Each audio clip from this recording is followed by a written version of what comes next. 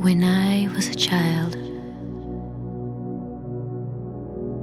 every night before bed, my mother sat with me bedside to say my prayers.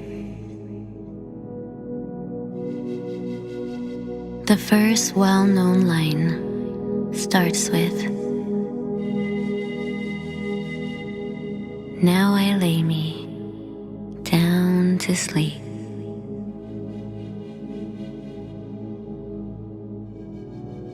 I memorized this prayer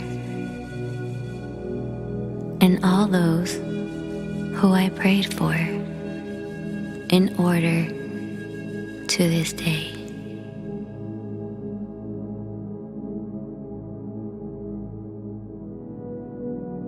I then realized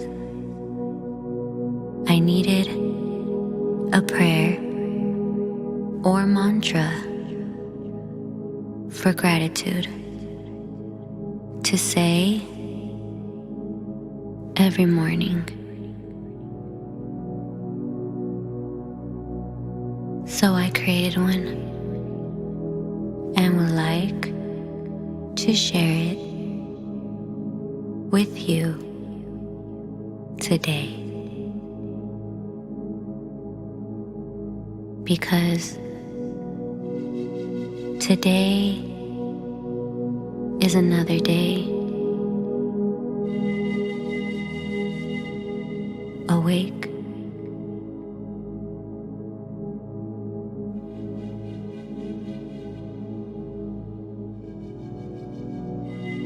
Close your eyes, and as you hear the words, think about everything you are grateful for.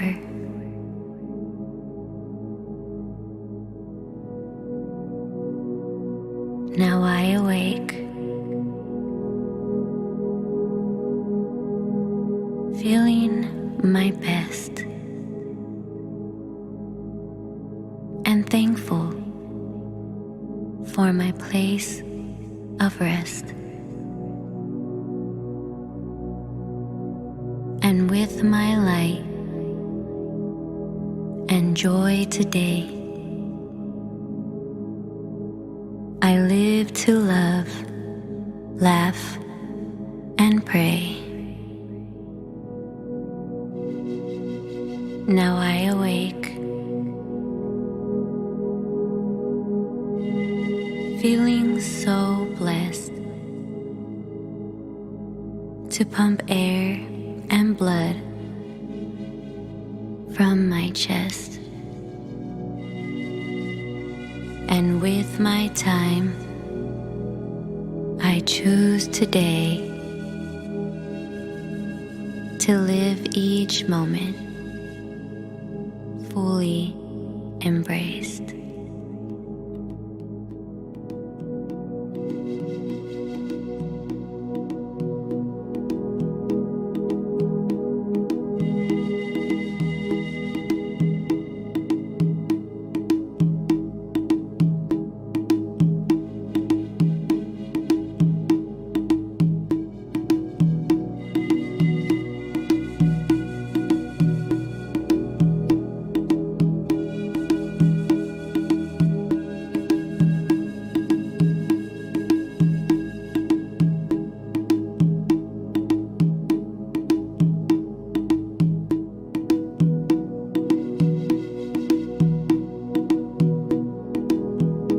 Now I awake, feeling my best and thankful for my place of rest. And with my light and joy today, I live to love, laugh, and pray. Now I awake, feeling to pump air and blood from my chest. And with my time, I choose today to live each moment fully embraced.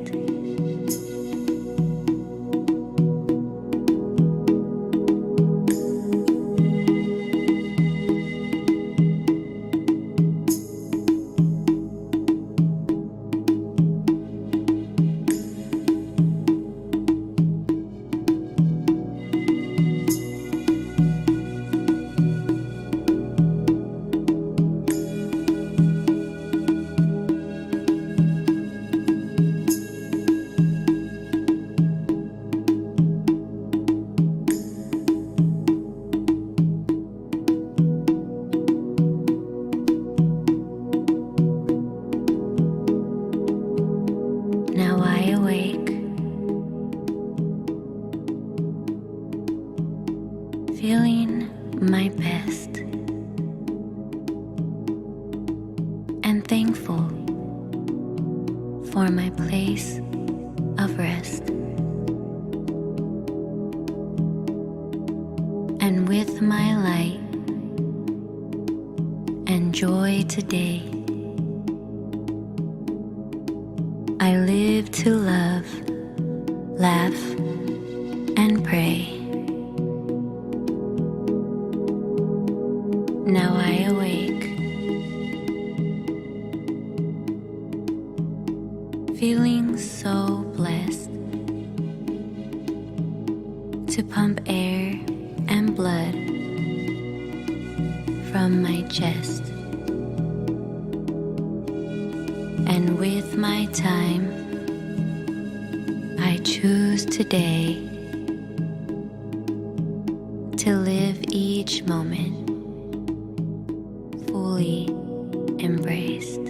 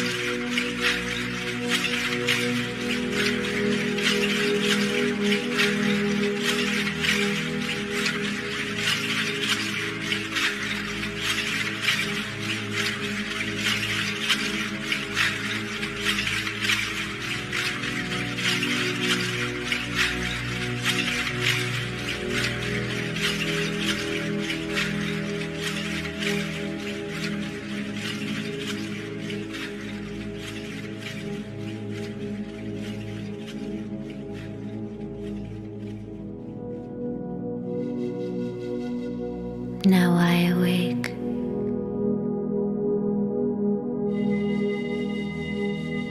now I awake.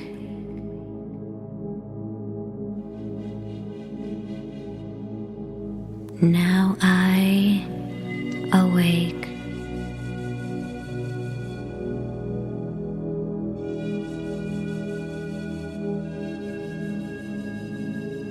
And I am grateful.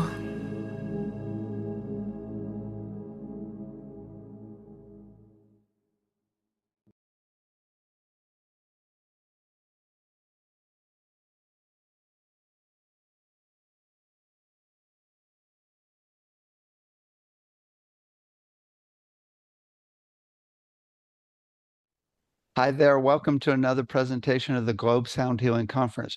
Now we have Akira Pena. Hey, Hi. Hello.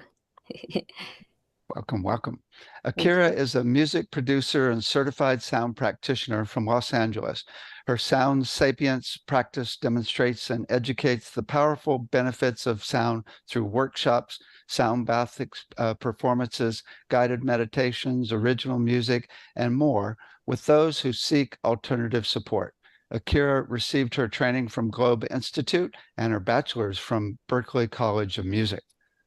What did you study at Berkeley? Music business Oh, with music business? music business and producing Oh, okay. What instrument you play? the guitar. Oh, okay, cool. Cool. Okay. What have you been up to lately? I have been just getting ready to establish and launch Sound Sapiens, my sound practice, and getting ready for this practice. I'm sorry, this presentation as well. I've been also doing my own research on cymatics with specifically the clowny plate. And yeah, that's just what I've been up to. Also making music and yeah. Cool. Okay. So here's the big question. If you had all the money in the world, what would you do to help people on the planet? I would find a way to educate and give resources to people to help them find a better way, a better alternative to release negative emotions. I think the world nowadays is missing that, and if I could in any way help anyone, I would first bring them to sound healing, and then see if they could go from there. Where else they could find more healing in other alternatives. Cool. Okay. So what's your presentation on today? My presentation is on cymatics. It's called Patterns and Cymatics. The reason being is because cymatics is the study of visible sound, but it's really all in the patterns that we have to really pay attention to. I, so it's really, God, the main thing is it shows how sound effects matter, huh? Right, right. It explains how vibration creates shape and shape creates vibration. Mhm. Cool. Okay. I can't wait. Go ahead and begin. Thank you.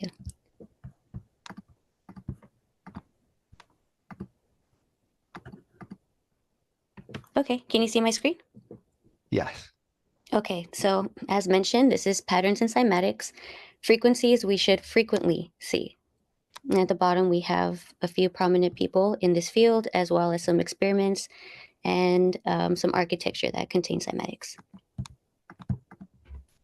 So first, I want to start off for people who don't know what cymatics is.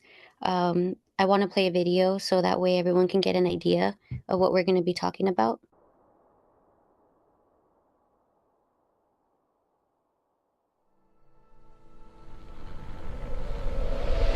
The film you're about to see has no characters.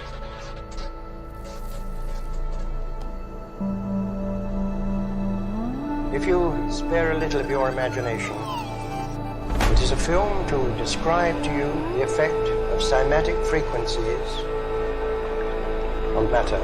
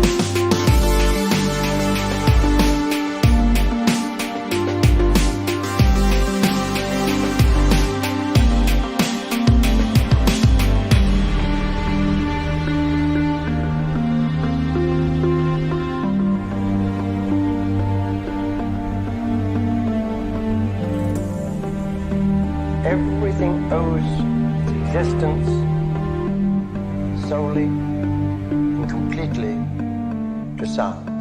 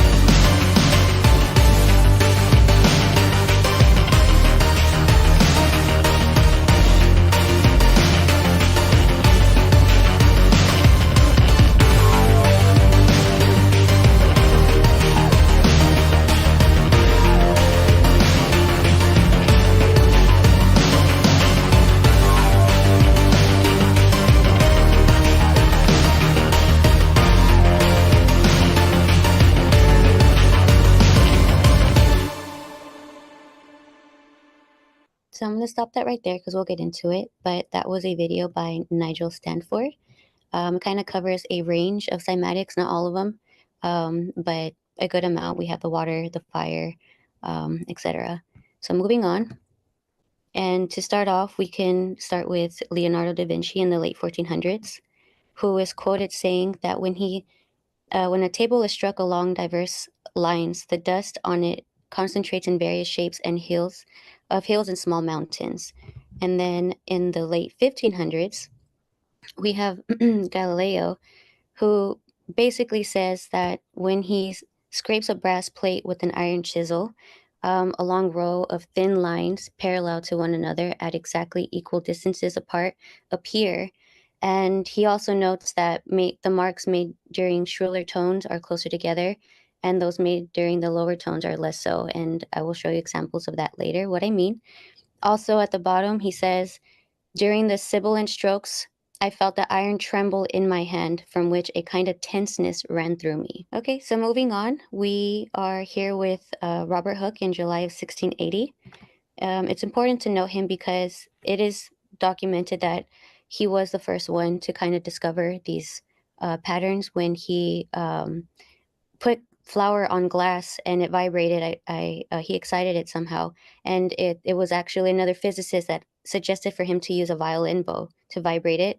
And he's quoted saying, "Every different stroke makes a different sound, so making a different impression upon the flour gives it as many different motions." And then we finally get to Ernst Chladni. This is him, Ernst Florenz Friedrich Chladni. He was a German physicist and musician. He made tremendous contributions to the field of acoustics, and for that he was nicknamed the father of acoustics. And though Robert Hooke was the first one to observe the flour-covered glass, they're credited to Chladni, but many people think they should be called the Hooke-Chladni patterns. And here's an example of what that experiment probably looked like. There's different plates, sizes. This is the flower that you pour on there, the violin bow, you strike it up against its side, and a pattern comes out depending on the frequency. The patterns are made up of nodes and antinodes, and the sound gathers. It'll vibrate away from the antinodes and it'll gather at the nodes to create nodal lines. And so that's what these are here. And the sound helps us to visualize the geometry of the frequencies. There's many different variables to this. It's dependent on intensity, pitch, the substance you use. For example, if you were to use a lighter powder on the plates, you're going to get a different pattern, even with the same frequency, and I will get to that soon. Again, the lower the note, the more loose the pattern, and the higher the note, more complex. Also, you can experiment on different surfaces. We had glass plate, we had metal plate, etc. And also, if there's any issues on the top of the surface, it's going to affect the pattern. Here's an example of Ernst Cloney's work from his book, Discoveries in Theory of Sound. They're very interesting because they occurred naturally. These straight lines, the curved lines, the circles, all that you see just occurs naturally just by vibration.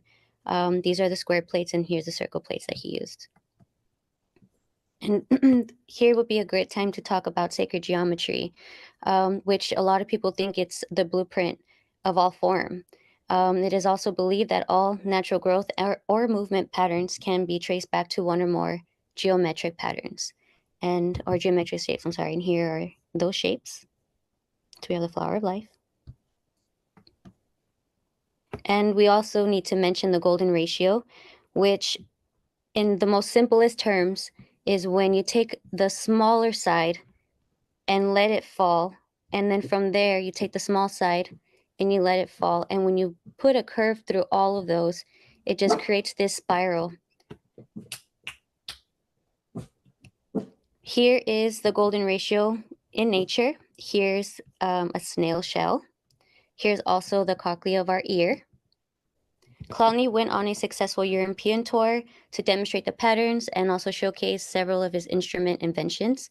And he also was endorsed by French Emperor Napoleon Bonaparte, who commissioned the work De Acoustique, which is the discoveries of sound. And then in March 1832, we also have to mention Michael Faraday, because he called these sound figures crispations. I think that's a very interesting word. I kind of like it. But he wanted to get into experimenting with light and electricity, but at that time it wasn't going to happen. So after 6 months of research, he had to stop his experiments.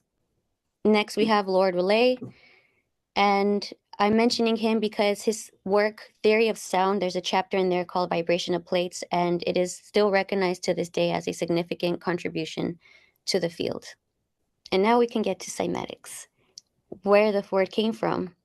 It's actually chyma equals wave in Greek, and it was coined by this man here named Hans Jenny.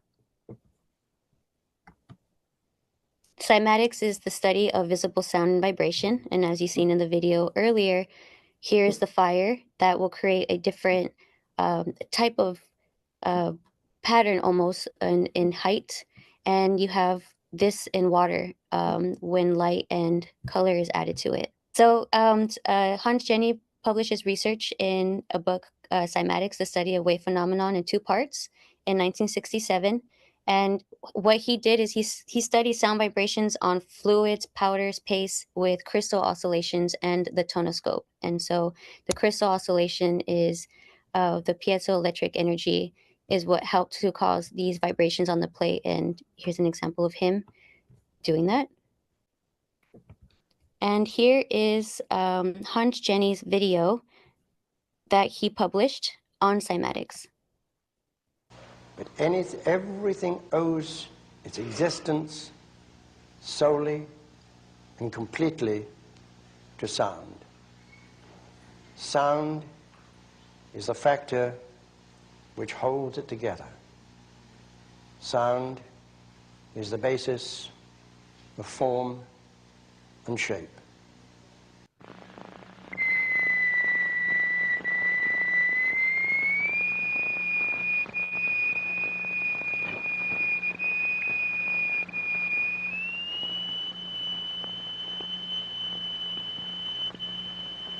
We can also use different shapes of plate. Here we have a triangular plate with a crystal attached to its underside and produce a sonorous figure. We change to a higher note and see a rather more complicated figure.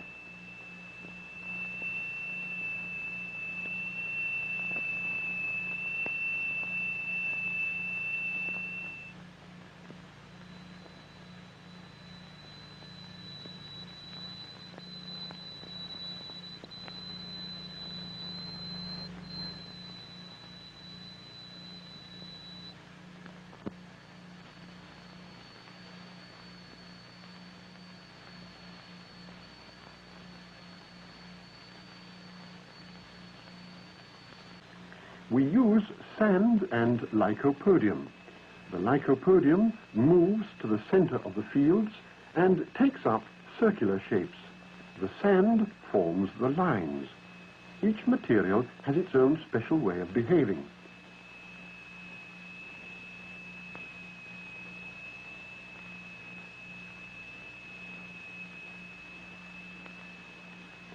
Lycopodium alone, a sonorous figure,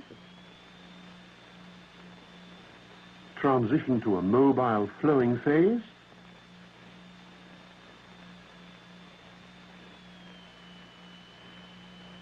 and back again to the figure.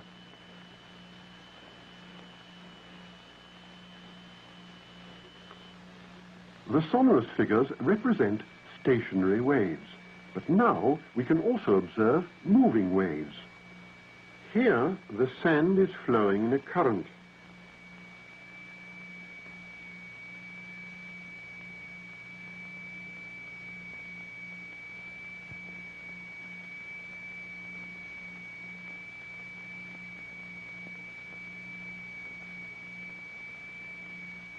When the wavelengths are short, these currents produce a rotary effect. Areas become defined in which the particles are actually rotating.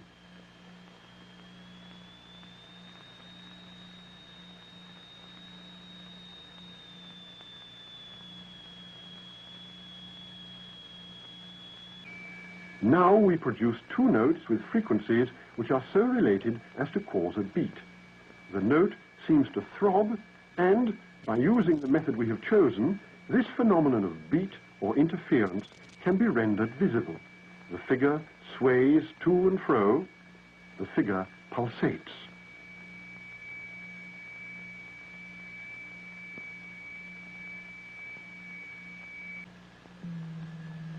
The picture has changed completely. Now we are exciting fluids. Under vibration, a layer of turpentine forms a regular lattice work.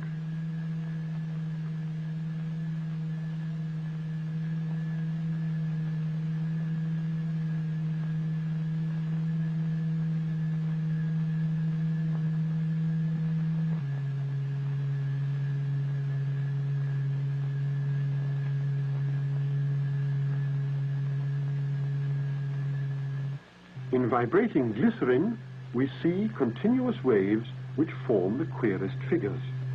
And yet, the extraordinary things we see here are simply and solely the effect of vibration.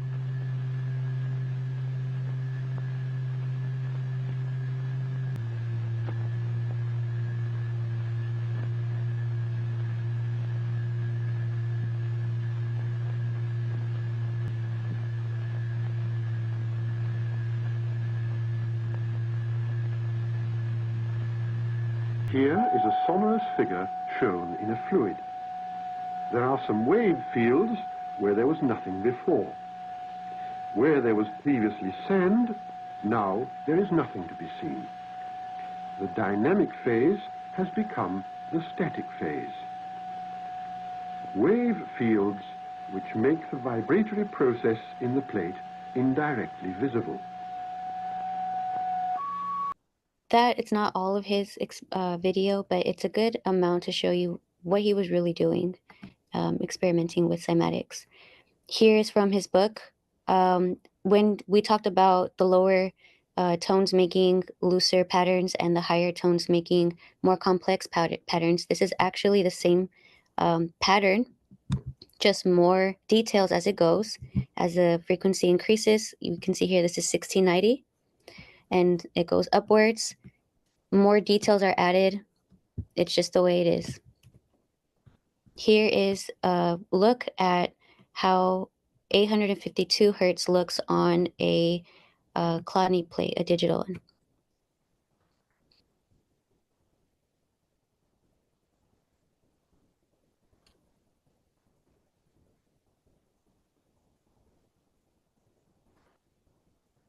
Here's what the solfeggio frequencies look like from right to left. I'm sorry, left to right.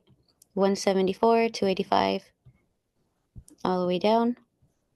This shape is very interesting. You actually see it everywhere, and this everywhere too. Here's more examples. Again, lower tones, higher, more complex. This is a video about lycodium powder.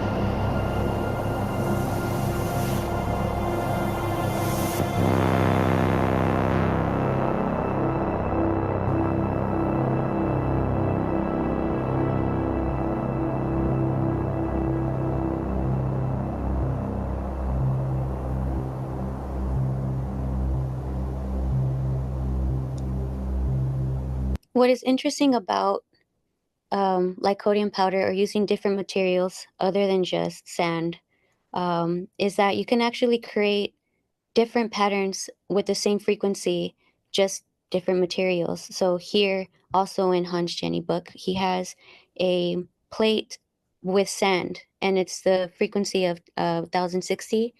And you can see that when he uses the same frequency, but this time with lycodium powder, it shows the opposite effect. So where it was lined out with the sand is now shaded in with the lycodium powder.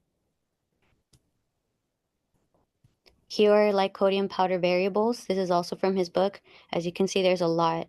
That's what makes these patterns so special, is that depending on what you use, you will get that specific image depending on your materials, but it varies on everything.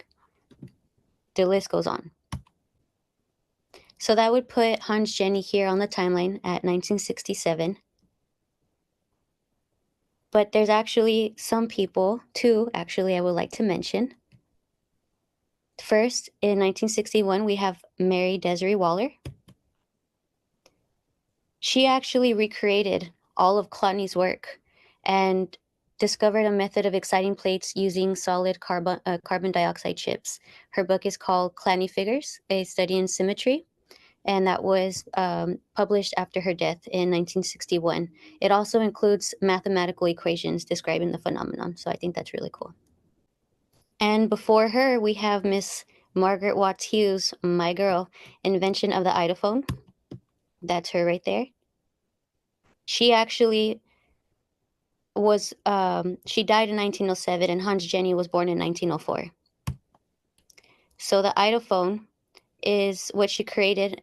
She was an opera singer, and she wanted to study her voice, in other words, and she wanted to find a way to see the effects of it. So she created what she called an idophone, which is chamber, a wooden chamber with a membrane over the top of it. It usually consisted of something rubber or just something elastic. And the patterns that she would get, she named them voice figures. So again, there's a lot of different names here to call these patterns. This is from her book, the Idophone Voice Figures. And she does say that to find ourselves face to face with nature in her almost limitless variety is to study sound. You see it everywhere, and I will show you examples of that. This is what her idophone looked like. This is actually from her book as well. She put her voice through here. It resonated, it vibrated on the membrane, and at the top, these are the shapes that she had, or the voice figures that came out. She also experimented with different sizes of the membrane at the top. Here she used religious songs and other songs to see what it looks like.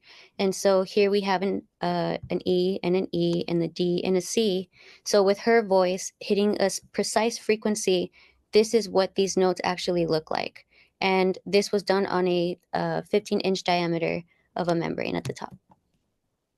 Here's a video that I won't play all of it. I'll skim through it, but it has a good explanation of what she did.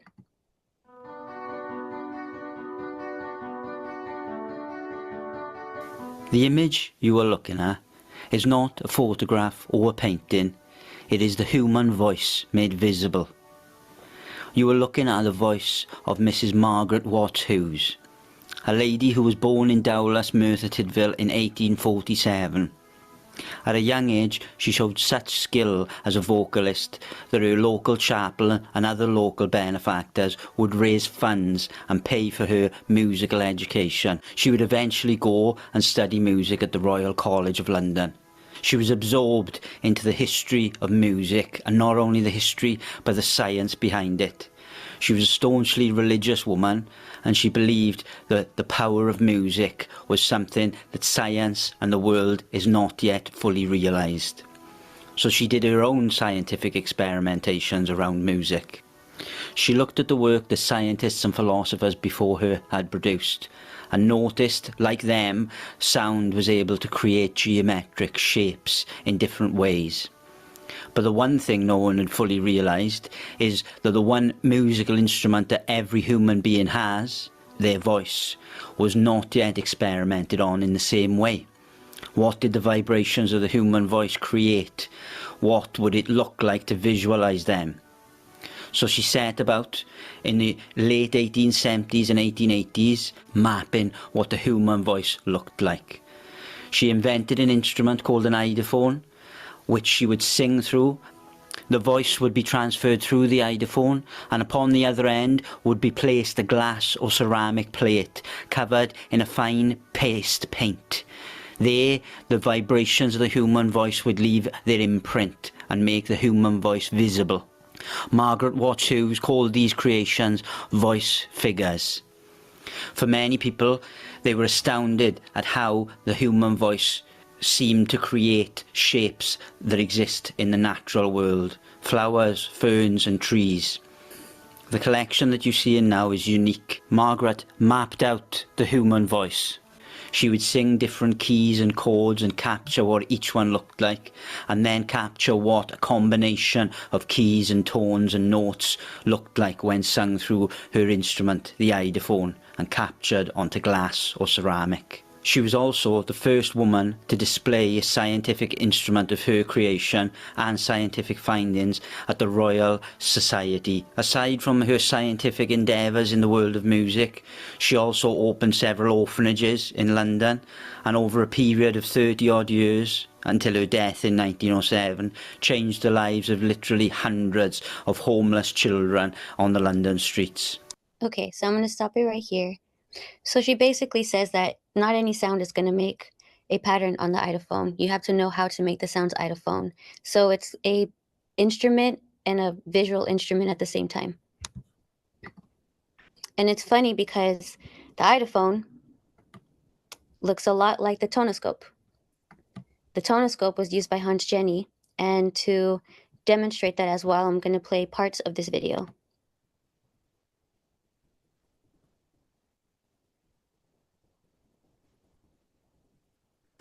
So now, what happens when we have a gong bath? Well, the vibrations pass through our body, organs, different bones. Phonoscope. Now this is a water main with a 45-degree angle attached to a single piece of rainwater pipe, which my lovely daughter Eleanor is holding. And what's going to happen is she's going to tone or make a single note down the tube, and we're going to look at the vibrations as they occur through the membrane at the top, and hopefully something quite miraculous and beautiful as well. Take it away.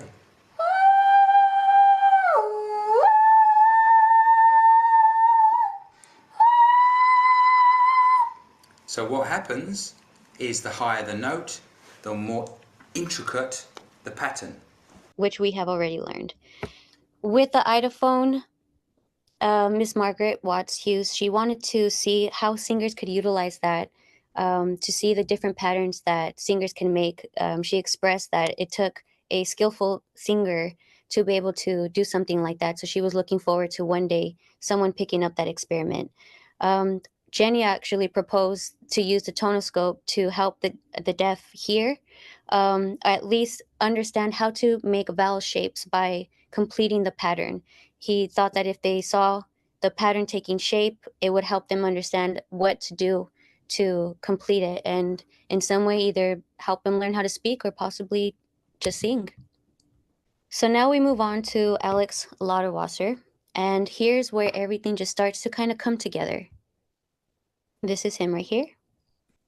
So he was a German, he is a German researcher and photographer. He's still alive.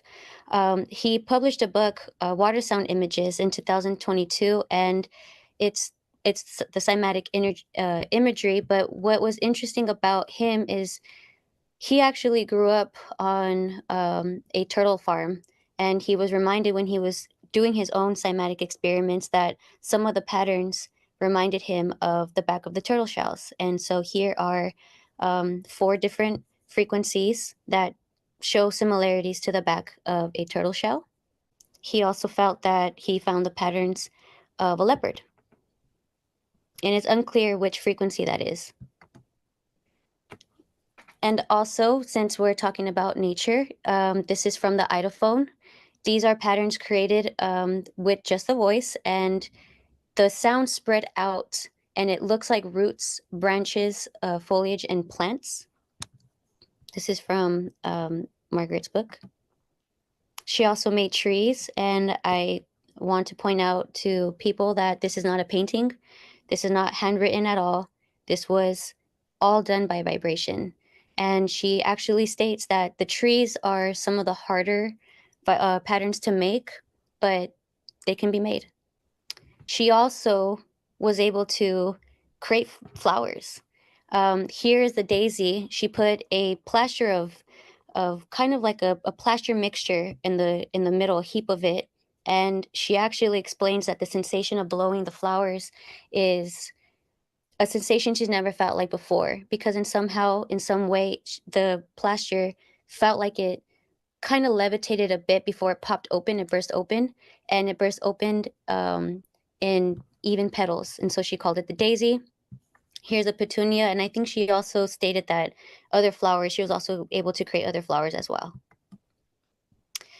When we have things that flow and may not seem like it comes from vibration, well, this is actually called chemical periodicity. This is what Hans Jenny also studied. And he basically says that everywhere there's a tendency towards a rhythmic process. So even if something is just flowing out, it's doing so in a rhythm. The Lysigong rings is a good example to demonstrate that. Is also what he used to describe this phenomenon. And dehiscence, which in biology, it's the release of materials by the splitting open of an organ or tissue. And in botany, it's the natural bursting of open capsules, fruits, anthers, etc. And here's an example of that.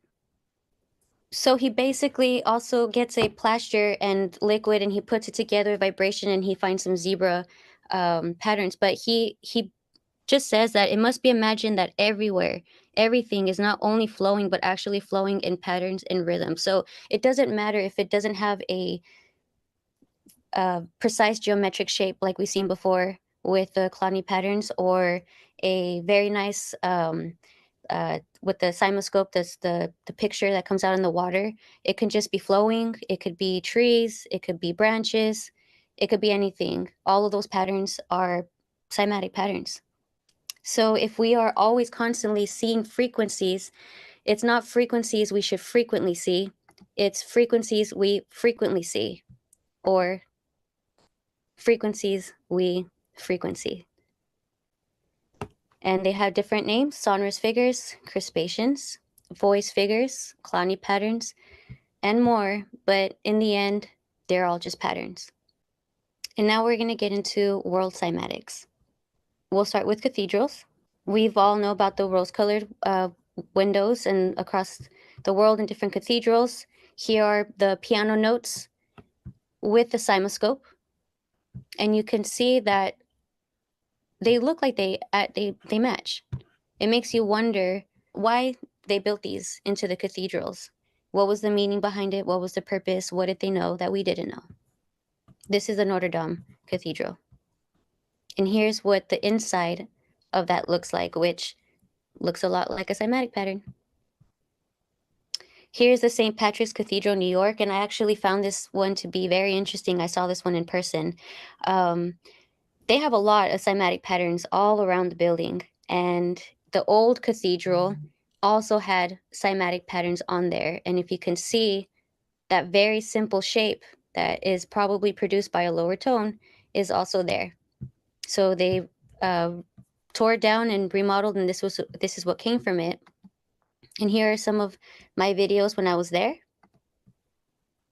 There's just so many outside, lined up everywhere. Here's an inside view of that.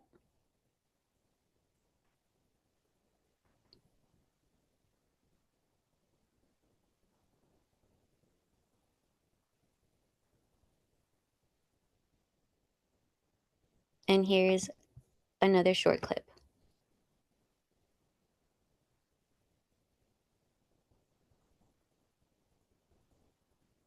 And as many know, the cathedrals produce good sound. The choir sounds great in there. The organ sounds great in there. Why would they have cymatic patterns on there? It just all makes sense. It's not just in cathedrals. There are mosques as well. This one is in Turkey. It's the, I don't want to say this wrong, the Selimai Mosque. This is the dome, the top view. But when you look at it, you can see the pattern of cymatics clearly all around with the middle. This one's in Turkey. This one is in Pakistan. And if you look up on the dome, you can also see more cymatic patterns. All built in different times, different centuries too. So to scoot Alex Lauderwasser over, we've got to make room for Robert Bowerman. That's this guy right here. And you can't really find a lot of information about him. He's very interesting. He actually studied crop circles and cymatics when he discovered a crop circle near his home in the Netherlands. So from 2000 to 2025, he went around looking for crop circles and tried to study them to see how they were produced and if they were possibly produced with sound. And so here's from his video. Here's what he found when he vibrated water. And he noticed that it was very similar to this crop circle that he investigated. He concluded that these must be made with microwaves, which are not audible. Crop circles also contain sacred geometry. And that leads us to, where are we now? Well, right now we have the cymoscope. And that is with John Stuart Reid. I scooted him over because he actually did a little bit more work in the 90s before Robert Bowerman. And that's him right here. So his work in the Great Pyramid actually inspired him to develop the cymoscope, which is an instrument that makes sound visible by imprinting sound vibrations onto water. And here is this is from his website. He says, vibration underpins all matter in the universe. The cymoscope is the first scientific instrument that can provide an analog image of sound and vibration. The once invisible world of sound is revealed in a myriad of geometric patterns in a cymoglyph, which again is another term for cymatics. Not cymatics, but for the patterns. And here's his website. There's a lot of cool things in here. I learned a lot from his website alone. I highly recommend for you to check it out. Here we have all the research topics, which we've already covered, that it takes a lot of different fields to put together to understand cymatics. It draws upon everything. I mean, everything's vibration, so it makes sense. He said that when we speak, we actually don't speak in sound waves like this. He says that we actually speak like this. The sound waves come out in a bubble. And so as we speak, there's just bubbles flying around everywhere. He did this video with a choir singing and the organ, and it's actually very interesting.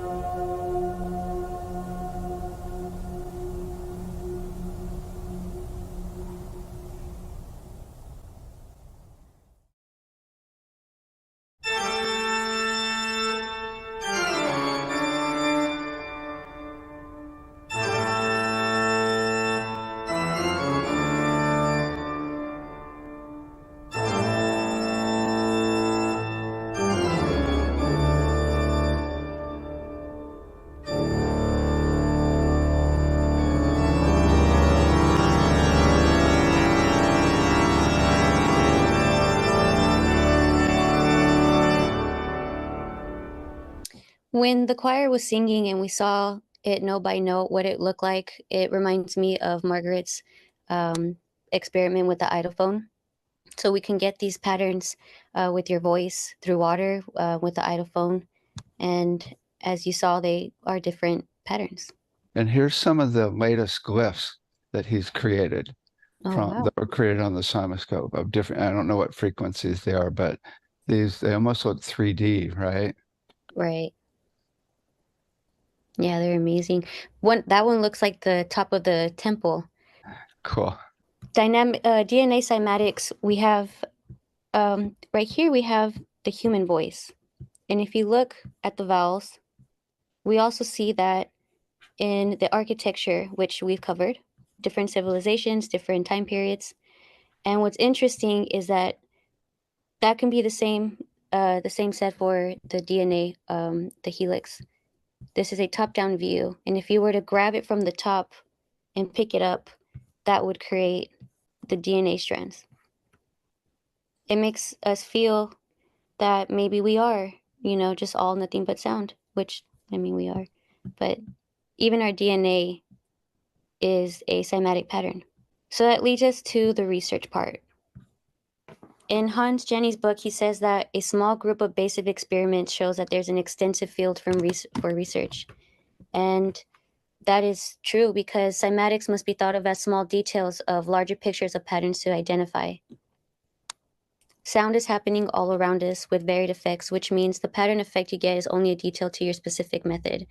Depends on the frequency, on the intensity, on the materials used, all of that. The patterns are going to come out differently, but you will get a pattern. So I've been trying to establish a timeline to basically establish where this field's cymatics came from, with the name coming from Hans Jenny. But this timeline should actually be a lifetime. We've been seeing cymatics for a lifetime. Since the point of creation, since sound, we came from sound. Thank you. And that is from my practice, Sound Sapiens. And here is the special offer. I created a more in-depth dive into this field. It's extensive. There was so much that I couldn't cover in the 60-minute presentation, and it goes for $29.99, but I have it for $19.99 as a special price with the seminar. And the topics include what sound frequencies are, crystal oscillators, the construction of the Chladni plate and the idlephone, more on flower cymatics and how she was able to produce them, sonic geometry and what that really means, sonic architecture, more cymoscope experiments, also Egyptian pyramid cymatics, Taurus cymatics, more on DNA cymatics, and more resources. Everything is a clickable link that will take you straight to the source and will allow you to dive deeper if you wish to. And this will be launching with the sound bath that you heard before this presentation. It is called Now I Awake. It is a gratitude sound bath, and this will be available on my website November 1st, soundsapiens.com. You can just enter your email and get a free download PDF. It's just a little mini workshop just to help you out with gratitude if you're stuck on it.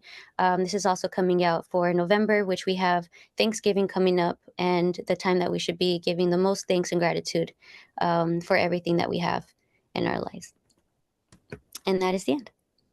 Well, thank you. It was so well put together and gave us such a good overview of not only just the field, but just how expansive it is, where it ties into architecture and all vibration. I mean, it's like, this is the way God created every pattern in the universe. Yes. A lot of people can say that sound is almost like a code, and the display is what we see. It creates vibration, creates matter, and so we see a solid world, but in reality, it's just sound. It's frequency everywhere. Yeah, vibration. Cool. Okay, thank you so much. Thank you. Okay, take care. Take care. Bye, David.